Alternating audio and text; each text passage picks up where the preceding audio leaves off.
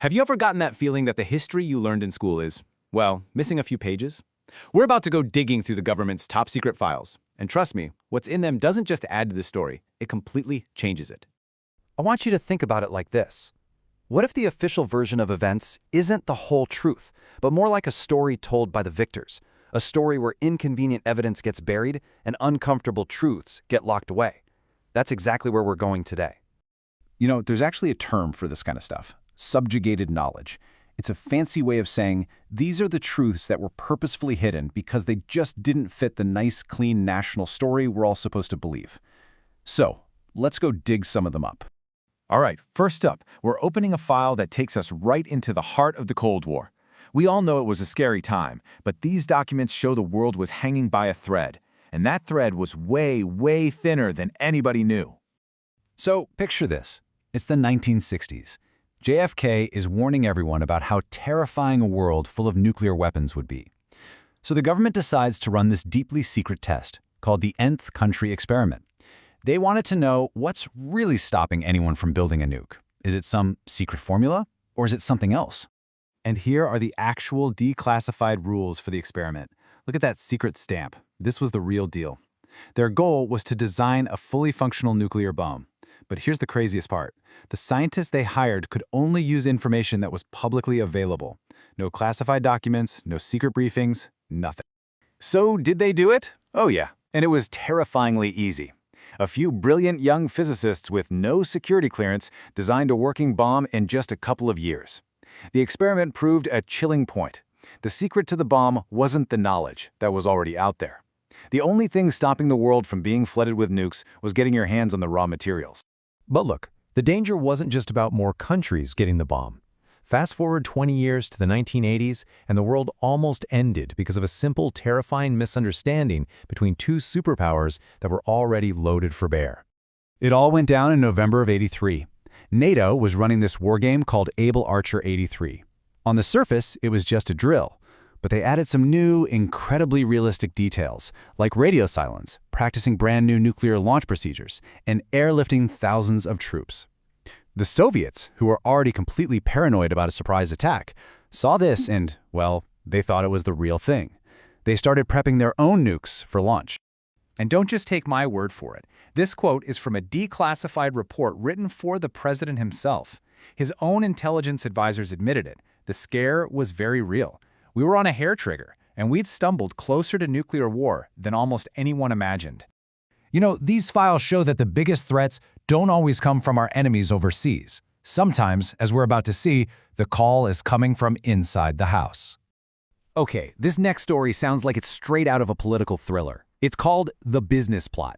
In 1933, a group of absurdly wealthy American businessmen hatched a secret plan to overthrow President Franklin D. Roosevelt and install their own fascist dictator. I'm not kidding. Now, the guy they wanted to lead this coup was Major General Smedley Butler, a hugely popular and respected Marine. Big mistake. Butler was a patriot. He pretended to play along just long enough to figure out who was behind it, and then he blew the whistle on the entire conspiracy to Congress. This was his reported response to them, basically telling them he'd start a civil war to stop them. What a legend.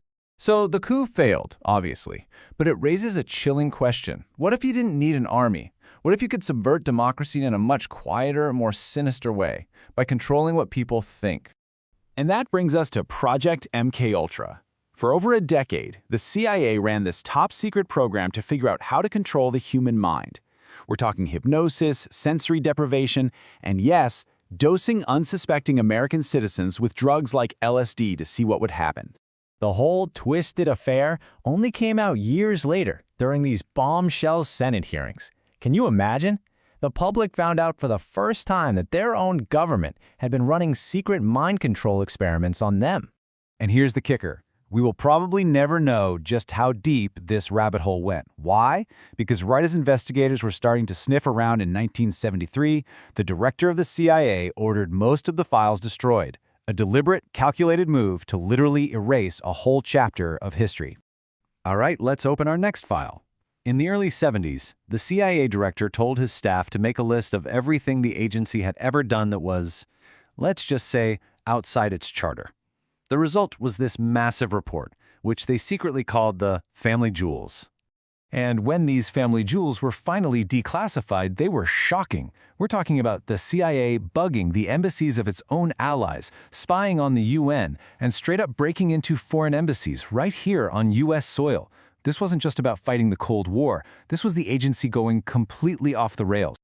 Let's just zoom in on one of these to see how it worked. In 1962, CIA agents literally planned and carried out a break-in at the French embassy in Washington. The goal was simple: get in, steal documents, get out. A classic black bag job. And no, this wasn't some group of rogue agents acting on their own. This declassified FBI report makes it crystal clear.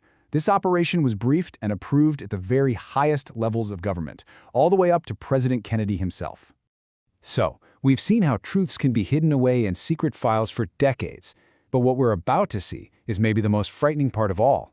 In our digital world, history doesn't have to be buried. It can just be erased. Hey, remember that Able Archer 83 war scare we talked about? Well, in 2021, the State Department officially published 15 pages of documents about it in their official history series. But then, just this year, poof, they vanished.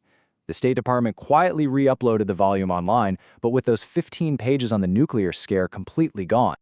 The director of the National Security Archive, Tom Blanton, put it perfectly. He said back in the day, if you wanted to erase history, you had to send people into libraries with razor blades to cut pages out of books. Today, you just have to press delete.